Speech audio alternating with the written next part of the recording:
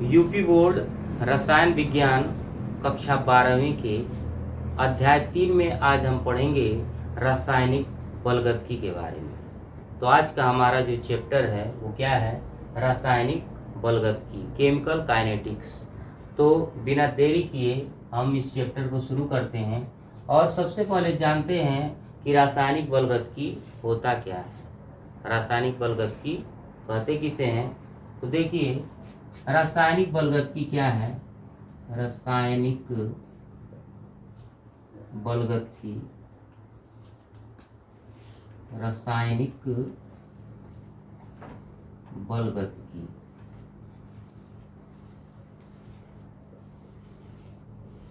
रासायनिक बलगतकी क्या है? रसायन विज्ञान की वह शाखा जिसके अंतर्गत अभिक्रिया की दर तथा उसकी क्रिया विधि का अध्ययन किया जाता है उसे क्या कहते हैं? रासायनिक बलगतकी। क्या है? रसायन विज्ञान की वह शाखा, रसायन विज्ञान की वह शाखा जिसके अंतर्गत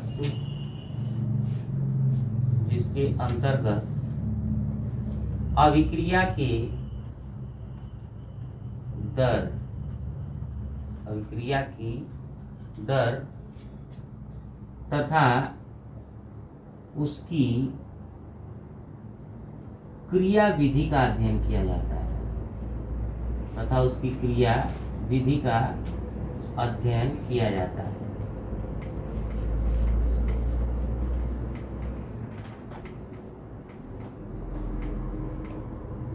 इसे ही हम क्या कहते हैं? रासायनिक बलगतकी कहते हैं। तो रासायनिक बलगतकी क्या है? रसायन विज्ञान की वह शाखा जिसके अंतर्गत अभिक्रिया की दर तथा उसकी क्रिया विधि का अध्ययन किया जाता है, उसी को हम क्या कहते हैं? रासायनिक बलगतकी। कुछ देखिए, मंद गति की अभिक्रियाएं होती हैं। मंद गति की अभिक्रियाएं, और कुछ अभिक्रियाएं ऐसी होती हैं जो तीव्र गति की होती हैं। तो मंद गति की अभिक्रिया, मंद गति की अभिक्रिया, और कुछ अभिक्रिया ऐसी होती हैं जो तीव्र गति की होती हैं। मंद गति की अभिक्रिया और तीव्र गति की अभिक्रिया, तीव्र गति की अभिक्रिया, या इसी को हम बोलेंगे द्रुतगामी, द्रुतगामी अभिक्रिया, द्रुतगामी अभिक्रिया। तो जो अभिक्रियाएं जो हैं 10⁻⁶ सेकेंड से 10⁻14 सेकेंड में पूर्ण होती है, अर्थात जिनके पूरा होने में कम समय लगे, जिनके पूरा होने में कम समय लगे, उन्हें हम क्या कहते हैं? तीव्र गति की अभिक्रियाएं। जो बहुत तेजी से हो जाती हैं वो क्या कहलाएंगी? तीव्र गति की अभिक्रियाएं। और मंद गति की अभिक्रियाएं क्या होती हैं? जिनको पूरा होने में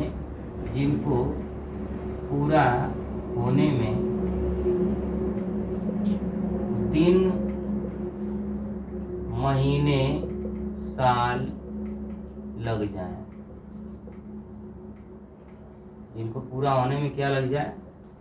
दिन, महीना, साल लग जाए, वो अभिक्रियाएं क्या कहलाती हैं? मंद गति की अभिक्रियाएं। जैसे देखिए, लोहे पर जंग लगता है तो तुरंत नहीं लगता है। लोहे पर जंग लगने में 1 दिन, 2 दिन, 3 दिन का समय लगता है। ठीक, तो लोहे पर जंग लगना क्या हो जाएगा? एक प्रकार की मंद गति का अभिक्रिया हो जाएगी। जैसे लोहे पर जंग लगना, लोहे पर जंग लगना, लोहे पर जंग लगना क्या है? एक प्रकार की मंद गति की अभिक्रिया है। ठीक, तीव्र गति की अभिक्रियाएं ऐसी होती हैं जिसके पूरा होने में बहुत ही कम समय लगता है। तो जब बहुत कम समय लगे और बहुत ज़्यादा समय लगे तब हम अभिक्रिया के वेग का उचित रूप से निर्धारण नहीं कर सकते। तो देखिए, जो रासायनिक बलगतिकी जो चैप्टर है उसमें एक टर्म आता है अभिक्रिया की दर। तो बात करेंगे कि अभिक्रिया की दर हम कहते किसे हैं।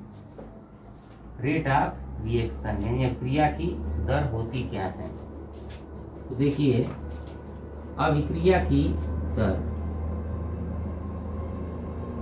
अभिक्रिया की दर कहते किसे हैं, रेट ऑफ रिएक्शन होता क्या है। तो किसी भी अभिक्रिया में अगर देखें तो दो पक्ष होते हैं। एक तरफ होता है इसका अभिकारक का, अभिकारक को हम क्या बोलते हैं, क्रियाकारी पदार्थ, और एक तरफ होता है उत्पाद का। तो देखिए, एक तरफ होता है क्या, अभिकारक। किसी भी अभिक्रिया में एक तरफ क्या होता है, अभिकारक, और दूसरी तरफ क्या होता है, उत्पाद। इस अभिकारक को हम क्या बोलते हैं, क्रियाकारी पदार्थ, क्रियाकारी पदार्थ या अभिकारक।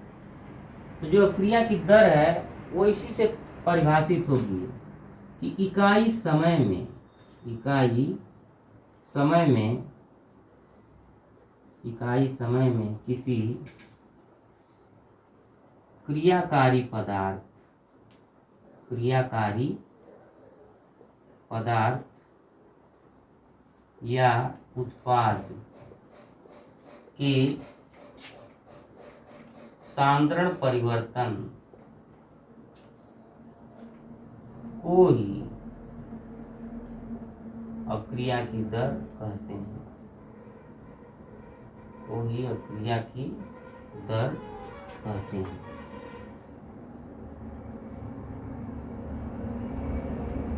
अभिक्रिया की दर क्या होती है, इकाई समय में किसी क्रियाकारी पदार्थ या उत्पाद के सांद्रण परिवर्तन को ही हम क्या कहते हैं, अभिक्रिया की दर कहते हैं, रेट ऑफ रिएक्शन कहते हैं। इसका सूत्र क्या होता है,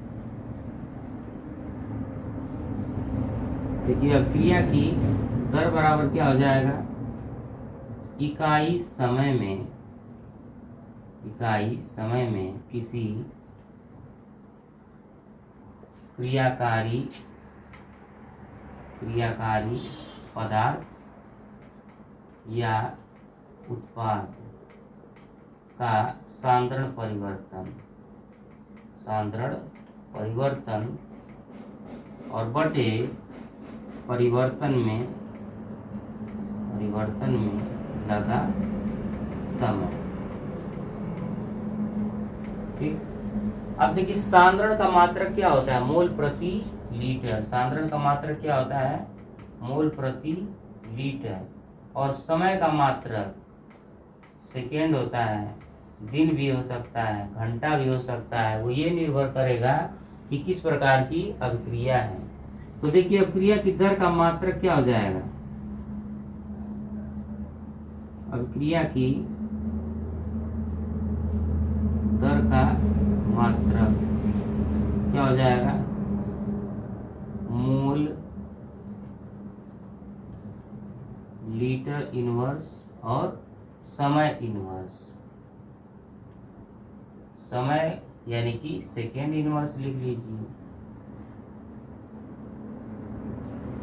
टाइम ऊपर जाएगा तो क्या हो जाएगा, सेकेंड इनवर्स। तो ये हो गया अभिक्रिया की दर का मात्रक। तो हमने रासायनिक बलगतिकी के इस चैप्टर में सबसे पहले शुरुआत क्या किया, रासायनिक बलगतिकी कहते किसे हैं, दो प्रकार की अभिक्रियाओं के बारे में देखा, तीव्र गति की अभिक्रिया और मंद गति की अभिक्रिया।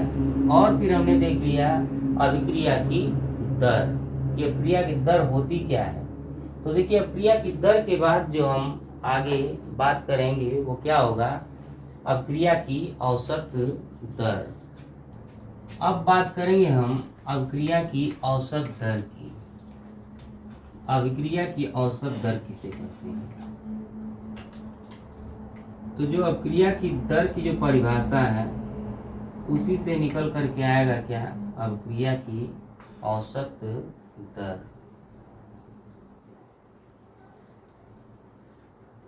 अभिक्रिया की औसत दर।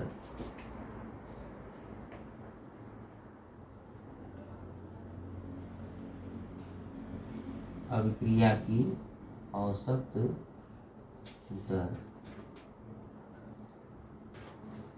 तो देखिए जो अभिक्रिया की दर था क्या था, इकाई समय में।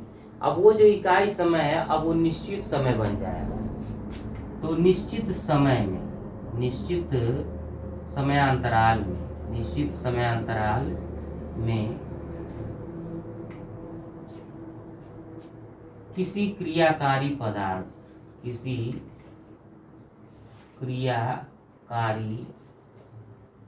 पदार्थ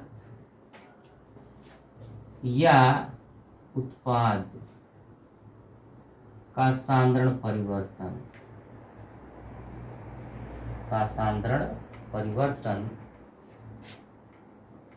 तथा परिवर्तन में लगा समय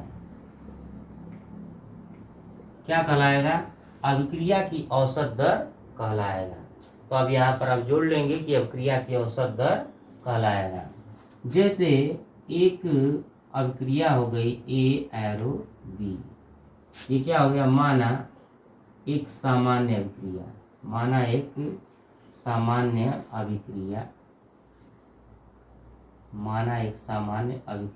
क्या है, ए एरो बी है, ठीक। जिसमें ए क्या है, अभिकारक है और बी क्या है, उत्पाद है। तो अभिकारकों के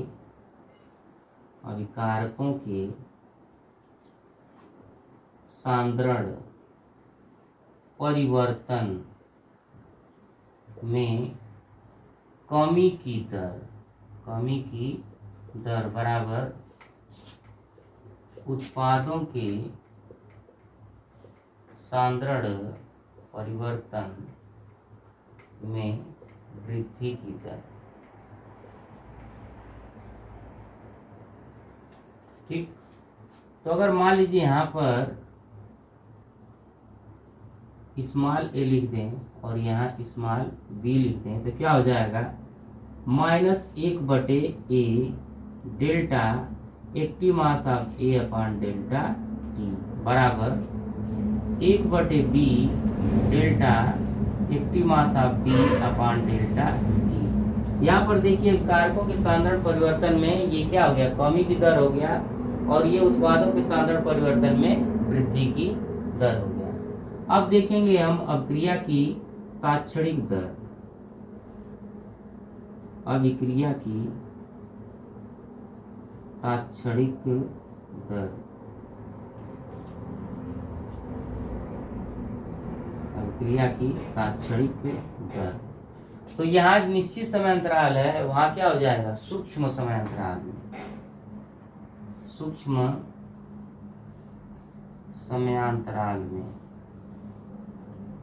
सूक्ष्म समयांतराल में किसी क्रियाकारी पदार्थ या उत्पाद का सांद्रण परिवर्तन तथा परिवर्तन में लगा समय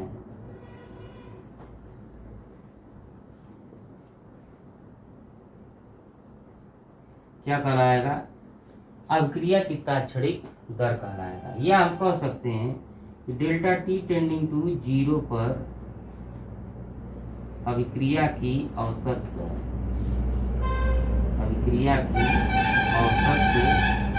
दर, डेल्टा टी टेंडिंग टू 0 पर अभिक्रिया की जो औसत दर होगी वही क्या होगी, अभिक्रिया की तात्क्षणिक दर होगी। अब मान लीजिए कि माना एक सामान्य अभिक्रिया क्या है, ए एरो बी। अब यहाँ यम मान लेते हैं और यहाँ यन बी है, ठीक। तो -1/, क्या हो जाएगा, यम, और जहाँ डेल्टा है वहाँ पर क्या हो जाएगा, D active mass of A upon D T बराबर 1/n D active mass of B upon D T. ये जो ए का सांद्रण अगर हमको लिखना है तो ए का सांद्रण हम कैसे लिखेंगे? इसको हम बोलेंगे क्या? एक्टिव मास ऑफ ए। ए का सक्रिय द्रव्यमान क्या कहेंगे इसको? ए का सक्रिय द्रव्यमान, ए का सक्रिय द्रव्यमान। ठीक, तो इस तरह से हो गया अभिक्रिया की औसत दर, अभिक्रिया की तात्क्षणिक दर और अभिक्रिया की दर। अब हम अगले टॉपिक की ओर बात करेंगे। इसमें अभिक्रिया की औसत दर के बाद स्टोइकियोमेट्रिक अनुपात क्या देखेंगे? स्टोइकियोमेट्रिक अनुपात।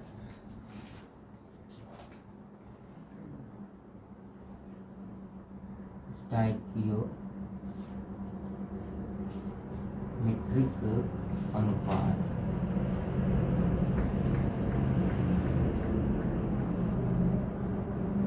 स्टोइकियोमेट्रिक अनुपात या स्टोइकियोमेट्रिक अनुपात।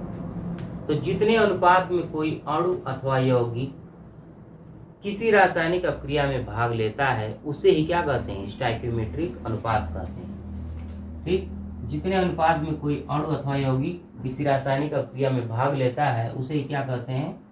स्टोइकियोमेट्रिक अनुपात। जैसे N2 + 3H2 एरो 2NH3। तो देखिए यहाँ अभिकारक है क्या? अभिकारकों का स्टोइकियोमेट्रिक अनुपात क्रमशः क्या है? 1,3, यानी 1 भाग नाइट्रोजन और 3 भाग हाइड्रोजन। तो अभिकारकों का स्टोइकियोमेट्रिक अनुपात क्या हो गया? 1,3। और उत्पाद जो है, उत्पाद का स्टोइकियोमेट्रिक अनुपात क्या है? 2 भाग NH3 है। तो स्टोइकियोमेट्रिक अनुपात कहते किसे हैं? जितने अनुपात में कोई अणु अथवा यौगिक किसी रासायनिक अभिक्रिया में भाग लेता है, क्या कहते हैं? जितने अनुपात में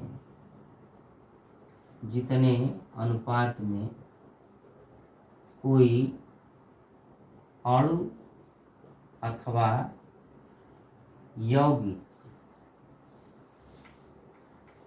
अथवा यौगिक किसी रासायनिक अभिक्रिया में भाग लेते हैं, किसी रासायनिक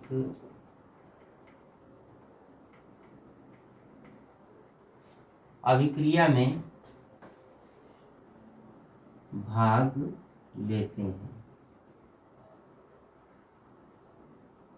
तो जितने अनुपात में कोई अणु अथवा यौगिक किसी रासायनिक अभिक्रिया में भाग लेते हैं उसी को हम क्या कहते हैं? स्टोइकियोमेट्रिक अनुपात कहते हैं। ठीक, अब देखिए अभिक्रिया की अर्ध आयु किसे कहेंगे? अर्ध आयु, हाफ लाइफ, अर्ध आयु, हाफ लाइफ।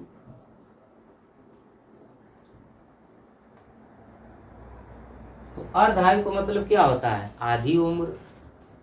ठीक, तो कोई अपनी पूरी उम्र का आधा भाग अगर जिएगा तो उसकी हो जाएगी आधी उम्र। लेकिन हम बात कर रहे हैं अभिक्रिया की, तो कोई अभिक्रिया अपना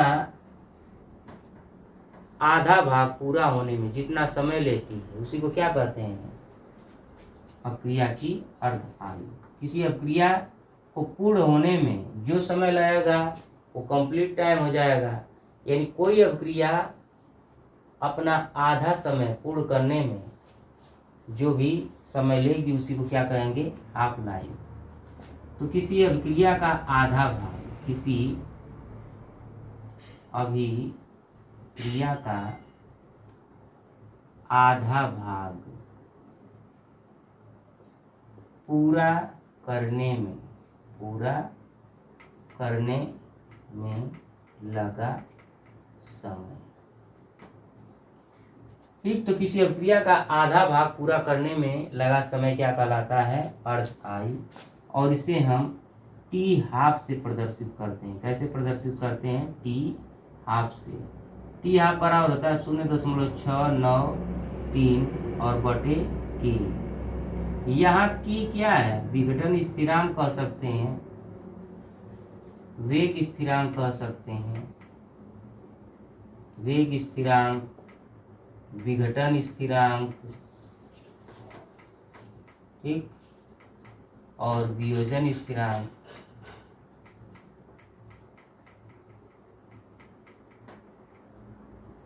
जैसा कंडीशन आएगा उसमें, लेकिन अभी ये क्या है? वेग स्थिरांक ही है। ठीक, आगे हम देखते हैं अगले हेडिंग के बारे में। तो अर्ध आयु के बाद हम पढ़ते हैं क्या? अभिक्रिया की आणविकता। अभिक्रिया की आणविकता क्या है उसके बारे में हम बात करेंगे। तो हमारा अगला हेडिंग क्या है? अभिक्रिया की आणविकता।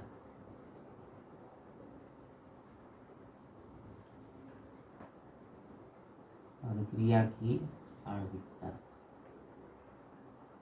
तो अभिक्रिया की आणविकता क्या होता है? किसी अभिक्रिया में भाग लेने वाले अभिकारक अणुओं की संख्या को ही हम क्या कहते हैं? उसकी आणविकता कहते हैं। तो बात क्या कही जा रही है कि किसी अभिक्रिया में भाग लेने वाले अभिकारक अणुओं की संख्या, ठीक, किसी अभिक्रिया में भाग लेने वाले, किसी अभिक्रिया में भाग लेने वाले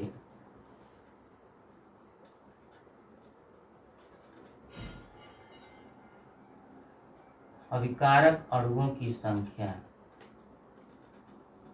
अभिकारक अणुओं की संख्या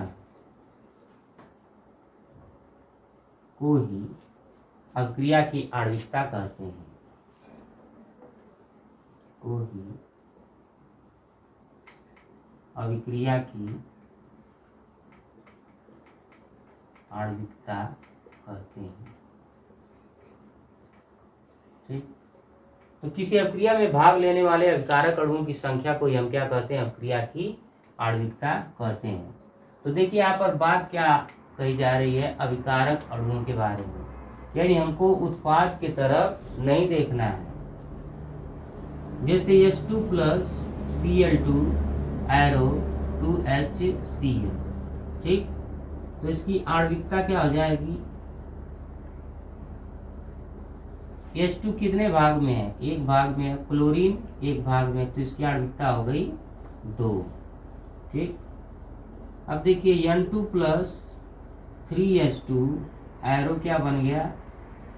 2NH3, तो इसकी आणविकता क्या हो जाएगी? इसकी आणविकता क्या हो जाएगी? 1-3 = 4। इसमें अभिकारकों की स्टोइकियोमेट्री को हम क्या कर देंगे? ऐड कर देंगे, तो मिल जाएगा हमको अभिक्रिया की आणविकता। अब देखिए जो अभिक्रिया की आणविकता है, यह अभिक्रिया की क्रियाविधि पर निर्भर करती है। अभिक्रिया की क्रियाविधि पर निर्भर करती है। ये किस पर निर्भर करती है? अभिक्रिया की क्रियाविधि पर। और यह एक पूर्णांक होती है, पूर्णांक होती है। ये क्या होती है? यह एक पूर्णांक होती है और शून्य नहीं होती। अभिक्रिया की आणविकता शून्य नहीं होती।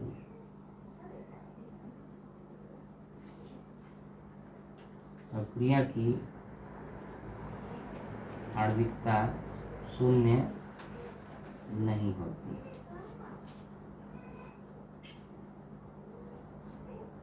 तो इस तरह से हमने देखा क्या कि अभिक्रिया की आणविकता किसे कहते हैं? किसी अभिक्रिया में भाग लेने वाले अभिकारक अणुओं की संख्या को ही उसकी आणविकता कहते हैं। देखिए अभिकारकों की तरफ हमको देखना होगा। H2 + Cl2, तो H2 एक भाग है, Cl2 का एक भाग है, तो एक और एक मिल करके क्या हो जाएंगे?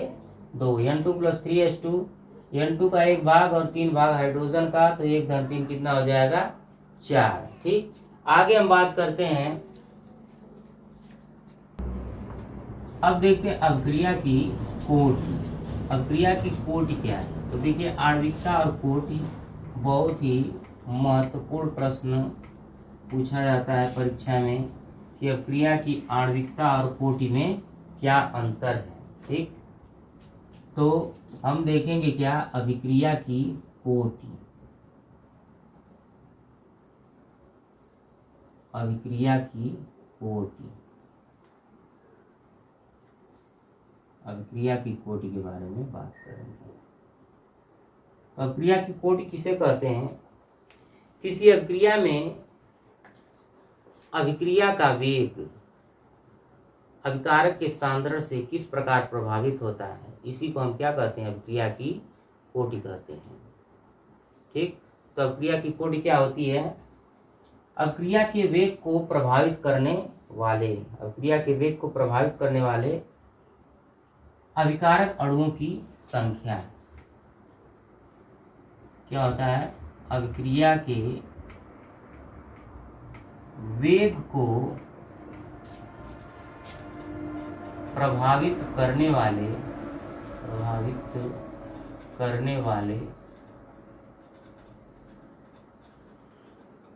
अभिकारक अणुओं की संख्या। तो देखिए, इसमें भी हमको क्या करना है? अभिकारक को ही देखना है। करने वाले अभिकारक अणुओं की संख्या, अभिकारक अणुओं की संख्या को अभिक्रिया की कोटि कहते हैं। को अभिक्रिया की कोटि कहते हैं। ठीक, तो ये तो हो गया अभिक्रिया की कोटि। क्या हो गया? अभिक्रिया की कोटि। तो अभिक्रिया की कोटि के लिए हम शून्य कोटि की अभिक्रिया, प्रथम कोटि की अभिक्रिया कुछ भी लिख सकते हैं। एक उदाहरण देख लेते हैं, जैसे H2 + Cl2, अगर प्रकाश की उपस्थिति में ये क्रिया करके 2HCl बनाते हैं तो अभिक्रिया क्या होगी? शून्य कोटि की अभिक्रिया होगी। शून्य कोटि की अभिक्रिया।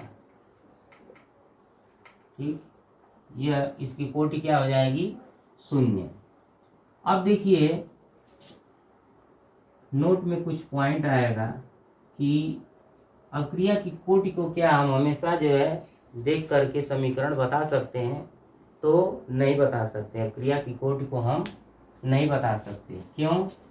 क्योंकि यह एक प्रायोगिक मान है।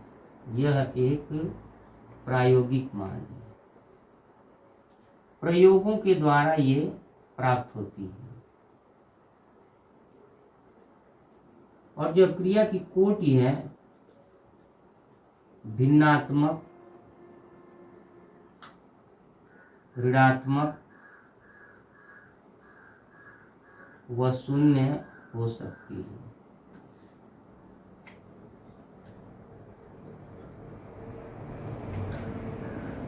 ठीक, तो यह एक प्रायोगिक मान है। यह भिन्नात्मक भी हो सकती है, ऋणात्मक भी हो सकती है, शून्य भी हो सकती है। ठीक, अगर पूछेगा कि अभिक्रिया की आणविकता और कोटि में अंतर बताइए, तो अब हम क्या करेंगे? इसका डेफिनेशन, उसका डेफिनेशन, एक अंतर हो गया, और ये दोनों अंतर कुल मिला जुला करके 3 अंतर हो गए। अब बात करेंगे अभिक्रिया की कोटि के प्रकार की। अभिक्रिया की कोटि के प्रकार। तो नंबर 1 प्रकार देखेंगे, शून्य कोटि की अभिक्रिया।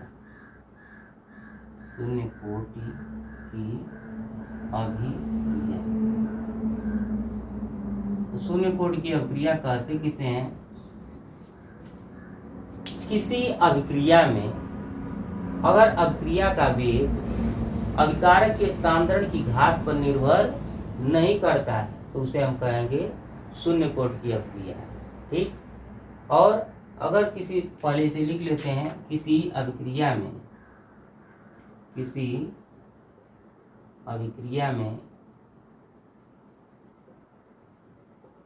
अभिक्रिया का वेग, किसी अभिक्रिया में अभिक्रिया का वेग अभिकारक के सांद्रण की घात पर निर्भर न करे, तब उसको हम क्या कहते हैं, शून्य कोटि की अभिक्रिया कहते हैं। यदि अभिकारक का सांद्रण, अभिक्रिया का वेग अभिकारक के सांद्रण की घात पर निर्भर न करे तो उसे हम क्या कहते हैं, शून्य कोटि की अभिक्रिया। जैसे एक सामान्य अभिक्रिया हमने ले लिया, ठीक, और देखिए dx/dt प्रोपोर्शनल क्या हो जाएगा, एक्टिव मास ऑफ ए। ये अभिक्रिया का वेग है और ये अभिकारक का क्या है, सांद्रण है। तो अभिकारक का जो सांद्रण है वो 0 घात है। अभिकारक के सांद्रण पर क्या है, 0 घात है। कौन, अभिक्रिया का वेग। तो यदि अभिक्रिया का वेग अभिकारक के सांद्रण पर निर्भर नहीं करता है तो समझ लेंगे कि वह अभिक्रिया क्या है, शून्य कोटि की है। तो dx/dt बराबर क्या हो जाएगा, k। dx/dt बराबर क्या हो जाएगा, k। तो ये हो गया शून्य कोटि की अभिक्रिया। ठीक, अब देखेंगे आगे कौन सी, प्रथम कोटि की अभिक्रिया।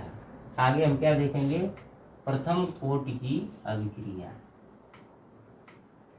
तो देखिए प्रथम कोटि की अभिक्रिया क्या होगी, यहीं से प्रथम कोटि की अभिक्रिया आएगी। प्रथम कोटि की अभिक्रिया,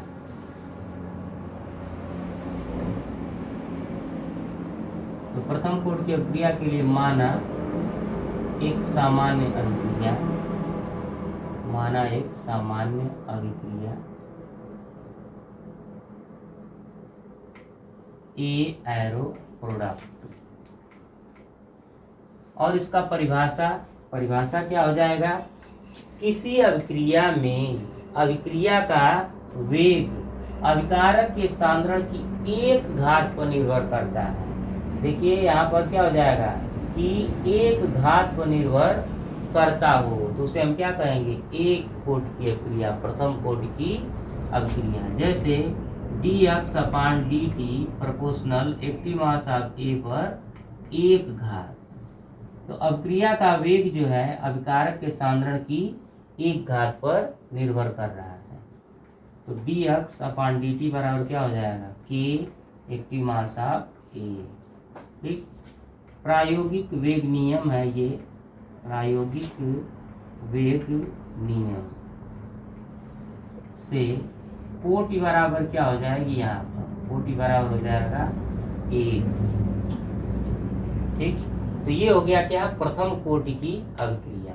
अब हम देख लेते हैं द्वितीय कोटि की अभिक्रिया। अब देख लेते हैं क्या, द्वितीय कोटि की अभिक्रिया। तो हम शून्य कोटि की अभिक्रिया को भी मिटाते हैं। अब देखिए द्वितीय कोटि की अभिक्रिया में क्या होता है, किसी अभिक्रिया में अभिक्रिया का वेग अभिकारक के सांद्रण की 2 घात पर निर्भर करता हो तो उसे हम क्या कहेंगे, द्वितीय कोटि की अभिक्रिया। अब यहाँ पर मैं 2 लगा दे रहा हूँ और यहाँ पर क्या लगा दे रहा हूँ, 2। ये देखिए अभिक्रिया का वेग है और अभिकारक के सांद्रण के 2 घात पर निर्भर कर रहा है, तो क्या हो जाएगा, द्वितीय कोटि की अभिक्रिया। तो k active mass of A पर 2। ठीक, तो प्रायोगिक वेग नियम से इसका कोटि क्या हो जाएगा, प्रायोगिक वेग नियम से कोटि बराबर क्या हो जाएगी, 2। कोटि बराबर क्या हो जाएगी, 2। तो ये हो गया अपना द्वितीय कोटि की अभिक्रिया। अब देखेंगे इसमें तृतीय कोटि की अभिक्रिया। तो यहीं पर हम लिख ले रहे हैं तृतीय कोटि की अभिक्रिया। तृतीय कोटि की अभिक्रिया, ये दूसरा था और ये तीसरा है और ये चौथा है। तृतीय कोटि की अभिक्रिया, तो तृतीय कोटि की अभिक्रिया की परिभाषा सेम ऐसे ही, किसी अभिक्रिया में अभिक्रिया का वेग अभिकारक के सांद्रण के 3 घात पर निर्भर करता है तो उसे हम क्या कहते हैं, तृतीय कोटि की अभिक्रिया। माना एक सामान्य अभिक्रिया, माना एक सामान्य अभिक्रिया क्या है, ए एरो प्रोडक्ट ऐसे दिया हुआ है, यहाँ पर 3 लिख ले रहे हैं तो dx/dt प्रोपोर्शनल क्या है, एक्टिव मास ऑफ ए पर 3, तो dx/dt बराबर k active mass of A पर 3। अब प्रायोगिक वेग नियम से जो इसकी कोटि होगी, प्रायोगिक वेग नियम से इसकी कोटि क्या हो जाएगी, कोटि बराबर 3 हो जाएगी। तो इस तरह से हमने क्या देखा, शून्य कोटि की अभिक्रिया, प्रथम कोटि की अभिक्रिया, द्वितीय कोटि की अभिक्रिया और तृतीय कोटि की अभिक्रिया। ठीक है ना। अब आगे देखते हैं, तो अब हम देखते हैं तापीय गुणांक, उसके बाद देखेंगे आर्हेनियस का समीकरण और फिर देखेंगे सक्रियण ऊर्जा। तो हम देख लेते हैं तापीय गुणांक कहते किसे हैं, फिर उसके बाद सक्रियण ऊर्जा और फिर आर्हेनियस का समीकरण देख लेते हैं। तो देखिए तापीय गुणांक क्या होता है, तापीय गुणांक, तापीय गुणांक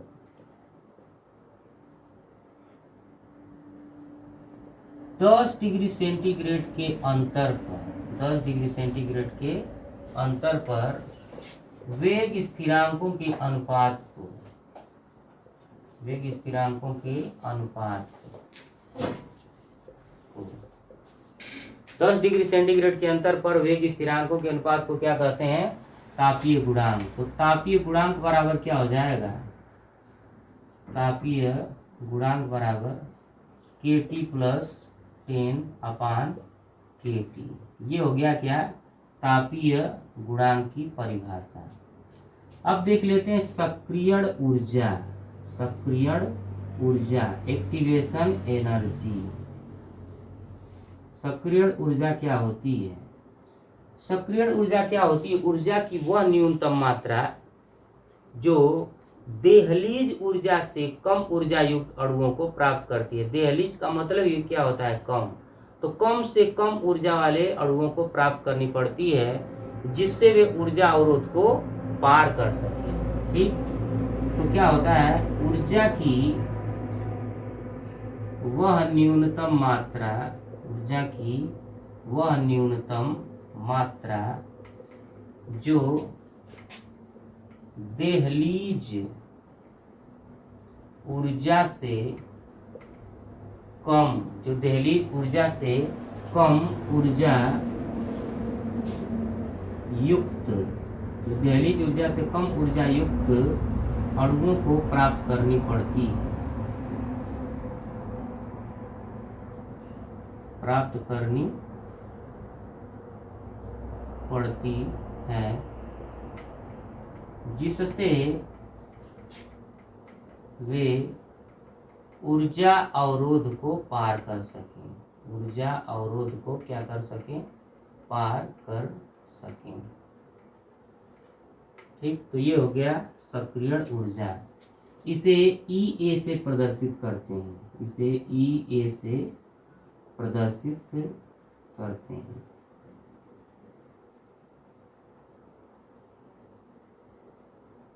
ठीक, अब हम देखेंगे क्या, इसके बाद बहुत ही महत्वपूर्ण टॉपिक है आर्हेनियस का समीकरण। तो आर्हेनियस ने क्या किया था कि अभिक्रिया के वेग को उसके ताप के साथ, अभिक्रिया के वेग को उसके ताप के साथ एक गणितीय रूप दे दिया था, उसी को क्या कहते हैं, आर्हेनियस का समीकरण। ठीक, तो देखते हैं क्या आर्हेनियस का समीकरण, आर्हेनियस समीकरण।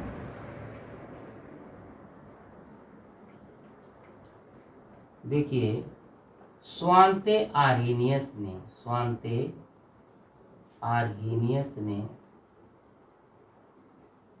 स्वांते आर्हेनियस ने अभिक्रिया के वेग और क्रिया के वेग तथा